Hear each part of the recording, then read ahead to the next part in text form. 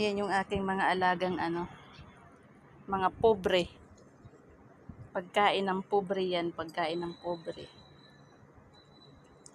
Pobre means mahirap.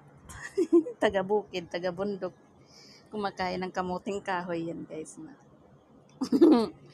Malinis po yung aking mga pusa, hindi po yan nakakalabas. Galing lang pala to sa labas na yun. Sa bubong lang. Ay,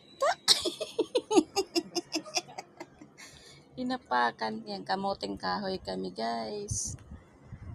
Yan, kamuting kahoy. Ito pa. Kumakain ng sitaw.